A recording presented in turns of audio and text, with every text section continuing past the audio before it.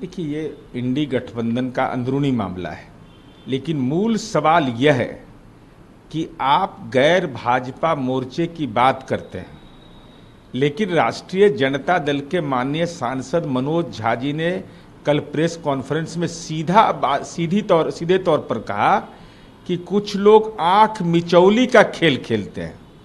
वो कौन लोग हैं, ये राजद को स्पष्ट करना चाहिए, क्योंकि आपने गठबंधन के घटक दल के नियत और नीति पर ही सवाल खड़ा कर दिया।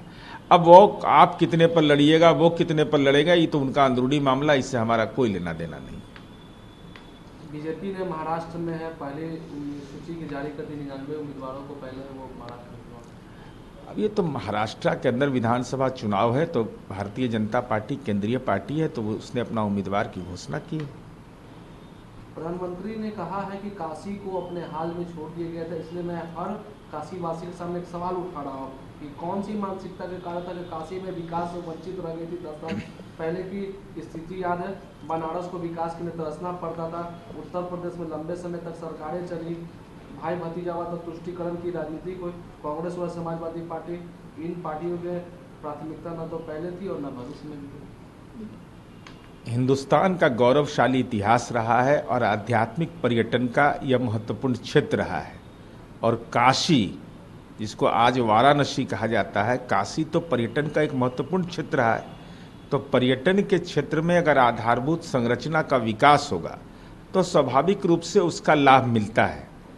पर्यटक आते हैं, देशी विदेशी पर्यटक आते हैं, और वह भूमि तो गौरवशाली भूमि रही है। बनारस हिंदू यूनिवर्सिटी जो देश नहीं दुनिया के अंदर एक शिक्षा का मानक रहा है, तो वैसे दौर में आध्यात्मिक पर्यटन के लिए जो गंभीर प्रयास होना चाहिए था, वो प्रयास पहले नहीं हुआ। इसको अगर आदरणीय प्रधानमंत्री जी ने इस रूप से कहा है तो उसमें कहीं कोई अतिशयोक्ति नहीं है।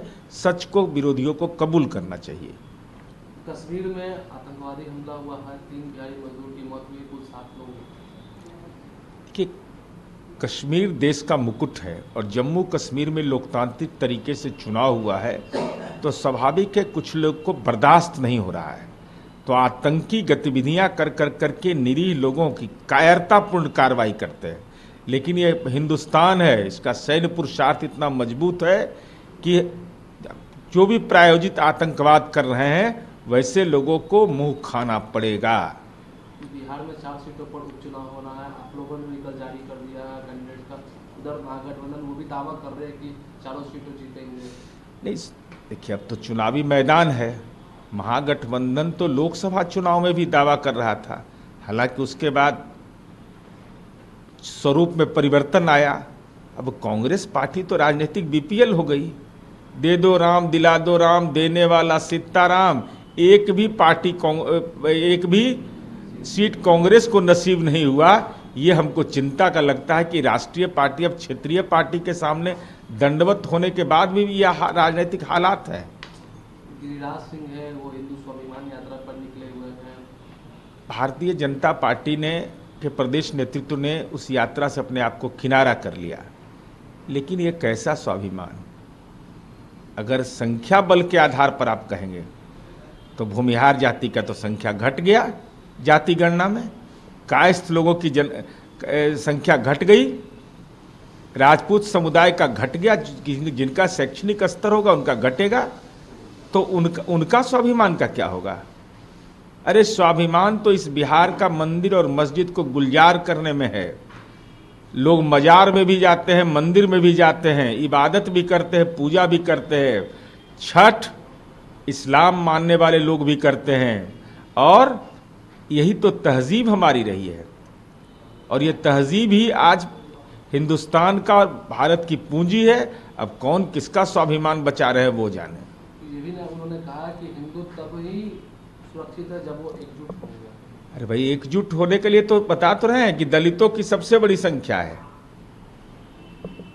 दलितों की बड़ी संख्या है, दूसरे समुदाय का कम है, इसका मतलब वो असुरक्षित हो गया। प्रधानमंत्री हिंदू, राष्ट्रपति हिंदू, अधिकतर राज्य के मुख्यमंत्री हिंदू, अधिकतर राज्य के मुख्य न्यायाधीश हिंदू, एसपी हिंदू, डीएम हिंदू, दरोगा हिंदू, शिक्षक हिंदू, तो बहुसंख्यक हिंदू है, तो बहुसंख्यक तो सुरक्षित है। तो किसी के और तो बौद्ध लोग का क्या होगा, जैन लोग का क्या होगा, उनकी भी संख्या घटी है, सिखों की संख्या घटी है, तो उन सब का स्वाभिमान खत्म। अरे हिंदुस्तान का स्वाभिमान है कोई धर्म और जाति के आधार पर नहीं है, बल्कि भारत माँ के मुकुट के बदौलत है।